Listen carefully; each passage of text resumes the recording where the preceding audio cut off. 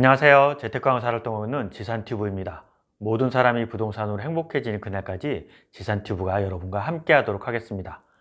구독, 좋아요, 알람 설정은 컨텐츠 제작에 큰 힘이 됩니다. 오늘은 지식산업센터의 이름, 브랜드에 대해서 좀 알아보도록 하겠습니다. 왜 브랜드가 중요하냐? 단순합니다. 지식산업센터의 선택 기준 중에서 브랜드가 차지하는 비중이 그만큼 늘었다는 것입니다. 자동차도 엠블럼을 보고서 자동차의 등급을 매기고, 아파트도 같은 입지라고 하면 브랜드에 따라서 가격이 정해집니다. 그런데 그 브랜드가 지식산업센터에서도 적용이 되기 시작했습니다. 현재 지식산업센터 시장을 포함해서 부동산 시장 전체가 얼어붙어 있습니다. 언젠가는 훈풍이 다시 불 텐데, 그때 입지에 따라서, 브랜드에 따라서 양극화가 심해질 것으로 보여집니다. 예전처럼 지식산업센터란 타이틀만 있으면 인기를 끌고 가격이 오르던 그때는 오지 않을 수도 있습니다.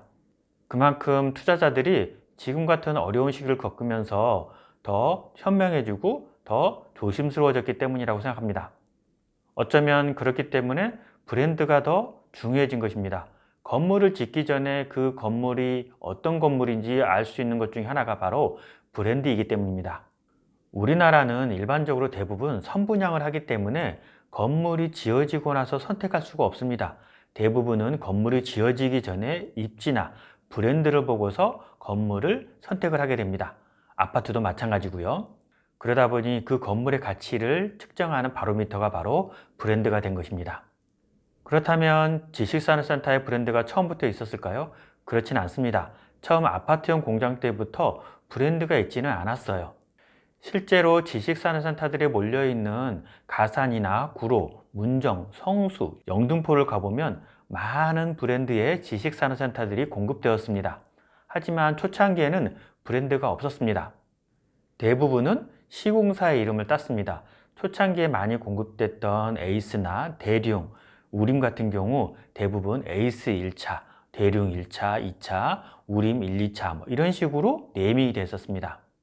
처음에는 브랜드가 없었던 이유 중에 하나가 대형 건설사들이 지식산업센터 시장에 뛰어들지 않았었습니다. 지식산업센터 건물 자체가 기본적으로 저렴한 건물이었고, 그러다 보니 분양가는 저렴했습니다. 당연히 대형 건설사들이 뛰어들 만큼의 파이가 없었습니다. 지식산업센터 시장에 뛰어드느니 차라리 토목공사나 아파트 수주하는 게 훨씬 더 이득이 많았던 것이죠. 그런데 지식산업센터의 공급이 늘어나고 수익의 다각화를 노리던 대형 건설사들이 브랜드를 앞장세워서 지식산업센터 시장에 적극적으로 뛰어들게 됩니다. 당연히 대형 건설사의 브랜드에 더 신뢰를 가질 수밖에 없습니다. 반대로 건설사들은 브랜드의 입지를 강화하거나 유지하기 위해서 더 좋은 입지와 규모로 브랜드의 가치를 유지하려고 노력합니다. 당연히 지식산업센터의 퀄리티가 높아지는 것입니다. 한순간 잘못으로 인해서 브랜드 가치가 추락하는 경우도 있습니다. 여러분도 잘 아시겠지만 아땡파크라는 브랜드는 광주에서 아파트 붕괴 사건이 있었습니다. 그 전까지만 해도 그 브랜드 자체는 평판이 나쁘지 않았습니다. 오히려 좋은 편이었습니다. 하지만 그 사건 이후로 브랜드 가치가 많이 하락을 했습니다. 이 사건으로 알 수 있듯이 건설사는 브랜드 가치를 유지하기 위해서 노력할 것이고, 그 노력에 기반해서 소비자들은 그 브랜드를 소비하는 것입니다. 그만큼 브랜드가 중요해졌습니다. 그렇다면 어떤 브랜드들이 있는지 좀 보도록 하겠습니다.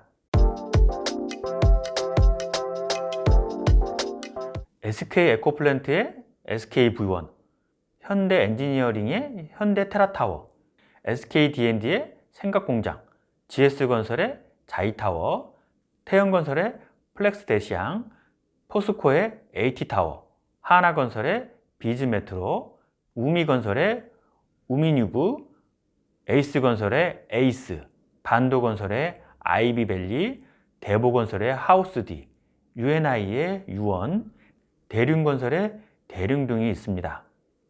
그렇다면 어떤 브랜드가 좋을까요? 아파트의 경우 공급된 시기도 오래됐고 공급량도 많기 때문에 브랜드별로 순위를 매기는 경우가 많이 있습니다.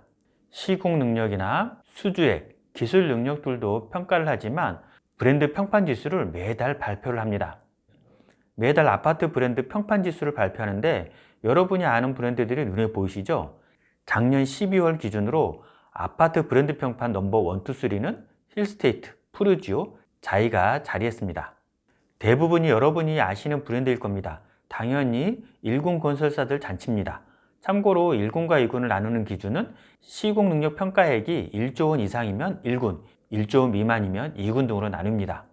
그렇다면 지식산업센터 브랜드 평판 지수는 어떨까요? 아쉽지만 아직 지식산업센터에 관련된 브랜드 평판 지수는 집계되고 있지 않습니다. 서두에 말씀드렸지만 지식산업센터에 공급되는 브랜드는 역사가 짧습니다.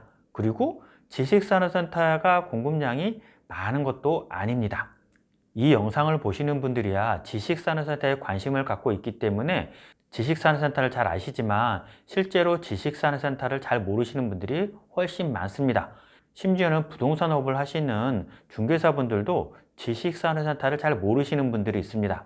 부동산 시장 전체에서 보더라도 지식산업센터는 작은 부분을 차지하고 있습니다. 시장이 작다 보니 당연히 브랜드 평판 지수에 대해서 집계를 하지 않고 있습니다. 아직까지는요. 그럼에도 불구하고 어떤 지식산업센터의 브랜드가 좋으냐 물어보실 수도 있습니다. 그 질문에는 여러분 스스로 한번 생각을 해보십시오.